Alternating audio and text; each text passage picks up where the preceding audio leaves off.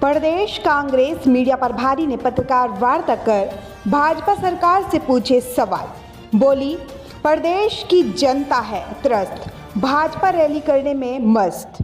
आपको बता दें कि देहरादून से पहुंची उत्तराखंड प्रदेश कांग्रेस कमेटी की मीडिया प्रभारी डॉक्टर चैनिका उनियाल ने रुड़की के एक निजी होटल में प्रेस कॉन्फ्रेंस कर हल्द्वानी में आज प्रधानमंत्री नरेंद्र मोदी की रैली को लेकर कहा कि प्रधानमंत्री नरेंद्र मोदी चुनावी रैली में मस्त है, पर उन्होंने कभी भी उत्तराखंड की बेटी अंकिता भंडारी के परिजनों से मिलने की जहमत नहीं उठाई।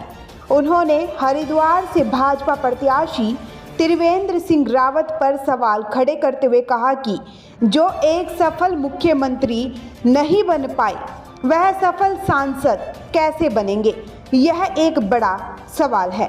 वहीं कांग्रेस के महानगर अध्यक्ष राजेंद्र चौधरी ने कहा कि आज रुड़की पहुंची प्रदेश मीडिया प्रभारी ने प्रदेश स्तर और राष्ट्रीय स्तर के कई मुद्दे उठाए हैं जिन पर सरकार को जवाब देना चाहिए।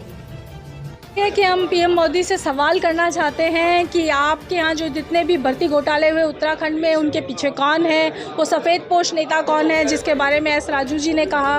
अंकिता भंडारी के केस में वो वीआईपी कौन है, उसकी गिरफ्तारी कब कर रहे हैं। अंकिता भंडारी के केस में क्यों आपकी जो विधायक हैं उन्होंने तमाम सबूत मिटाने की कोशिश की और आपने उनके खिलाफ क्यों कुछ नहीं किया। उत्तरकाशी की जनता को कब न्याय देने वाले हैं, उनके नुकसान की भरपाई कब करने वाले हैं। केदारनाथ का जो सोना गायब हुआ उसके पीछे क्या कहानी है, कितनी जांच पहुंची, क्या हुआ, वो बताइए। और सबसे बड़ी बात, इस प्रदेश के जो युवा हैं जो सेना के अंदर 20 साल की सेवा देकर अपना भविष्य बनाने का सपना देखते थे, उसको आपने 4 साल का कॉन्ट्रैक्चुअल करके उनके सपने को तोड़ने का जो काम किया है, उसके पीछे आपका असली मंतव्य क्या है। ये तमाम सवालों को लेकर के हम आज मीडिया के माध्यम से मोदी जी के सम्मुख हैं कि वो इन सवालों का जवाब दें। भाजपा 400 पार का नारा। देखिए, अगर भाजपा इतनी कॉन्फिडेंट होती तो वो क्यों विपक्षी दलों के नेताओं के पीछे सीबीसीआईडी भेजती, क्यों उनको जेल भेजती, या क्यों उनको मजबूर करके जो है अपने पार्टी में शामिल करने की बात करती। और सबसे बड़ी हास्यास्पद स्थिति है, अभी कल मैं देख रही थी कि हरियाणा में 10 लोकसभा की सीटें हैं और आप उन उम्मीदवारों को देखोगे भाजपा के, तो 10 में से 6 उम्मीदवार कांग्रेस से आयातित हैं। तो कांग्रेस, अगर भाजपा इतनी कॉन्फिडेंट है 400 पार में, तो क्या उसके पास अपने उम्मीदवार नहीं है उतारने के लिए? उसको मतलब कांग्रेस से उधार लेने पड़ेंगे, वहाँ से मांगने पड़ेंगे कि आप आइए हमारे यहाँ से चुनाव लड़िए। देखिए, मुझे लगता है कि हम बहुत अच्छा कर रहे हैं और हम जरूर चुनाव जीतेंगे। देखिए, मैं हमेशा कहती हूँ कि कांग्रेस का अगर कोई नेता पुत्र चुनाव लड़ता है या नेता पुत्री चुनाव लड़ती है तो परिवारवाद कहा जाता है, लेकिन भाजपा में अगर नेता पुत्र या नेता पुत्रियाँ हैं तो उसको राष्ट्रवाद कहा जाता है। पर मेरा ये मानना है कि कोई भी व्यक्ति अगर वो संगठन के लिए काम कर रहा है तो उसको टिकट मांगने का और चुनाव लड़ने का उतना ही अधिकार है जितना आम आदमी। मैं खुद महिला हूँ, आपके सामने खड़ी हूँ और आप कह रहे हो महिलाओं की कमी है। पिछले 3 महीने से मैं यही हूँ। देखिए, ऐसा है कि जब आप सत्ता में होते हो तो भीड़ जुटाना आसान काम होता है, क्योंकि मैनेज्ड भीड़ होती है सत्ता की। जब आप विपक्ष में होते हो तो वो लोग होते हैं जो वाकई में आपके साथ खड़े होते हैं। और मैं फिर से यही कहूँगी कि जो भाजपा है वो कांग्रेस के चाहे खाते सील कर दे, तमाम संसाधनों पे रोक लगा दे, वो संसाधनों को रोक सकती है, हमारे जज्बों को नहीं रोक सकती, और हम पूरे जज्बे के साथ लड़ेंगे। धन्यवाद। हमारे बीच में हमारी राष्ट्रीय प्रवक्ता डॉक्टर चैनिका उनियाल जी थी।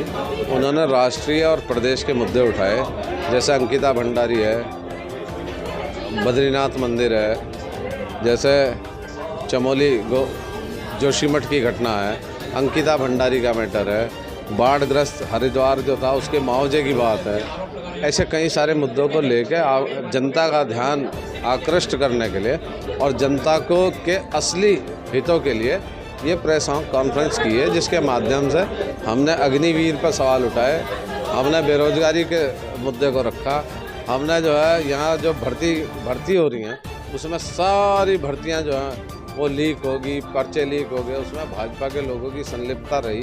और अपर मुख्य सचिव रैंक के जो अधिकारी थे एस राजू साहब, उन्होंने त्यागपत्र देते हुए कहा कि इसमें एक सफ़ेद पोश इन्वॉल्व है। इस तरह की सारी बातों को लेकर डॉक्टर चैनिका उनियाल ने सवाल रखे। भाई तो 800 पार का देते कोई रोक रहा, 543 सीटों पर चुनाव हो रहा, 410 पे या 15 पे भाजपा लड़ रही और 500 कहते कोई किसी को रोक सके। लोकतंत्र में ये इस संविधान में यही तो खूबी है कि right to freedom of speech. Bhajpa ज़्यादा से ज़्यादा 230-40 सीटों पर रुक जाएगी। इस देश के युवाओं को उन्होंने नौकरी नहीं दी, उन्हें दे दी अग्निवीर।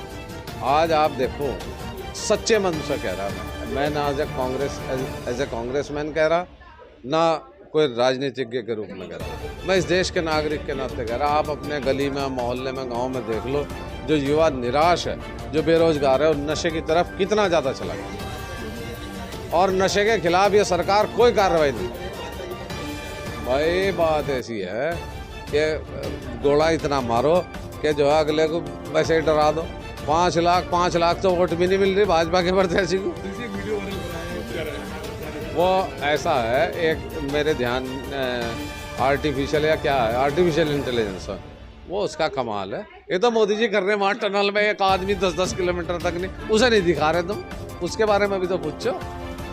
वीरेंद्र रावत होनहार लड़का है, नौजवान है, 72 मुद्दों के साथ वो जनता के बीच में आ रहा है। अगर ऐसे लड़के को देखो, उनके पिताजी जो है वो ग्रास रूट वर्कर, आज भी हरीश रावत जी जैसा आदमी मैंने नहीं देखा जो मुख्यमंत्री रहा हो, और छोटे से छोटे कार्यकर्ता के घर जाके 4 आदमियों में भी बैठने के, मैं उस आदमी को मैं हिचक नहीं, किसी से भी मिलने में हिचक नहीं। तो माता पिता पर असर जाता है। वीरेंद्र जो है को ऐसा है, भाजपा वालों ने तो बताया था हम काला धन लाएंगे, ले आए।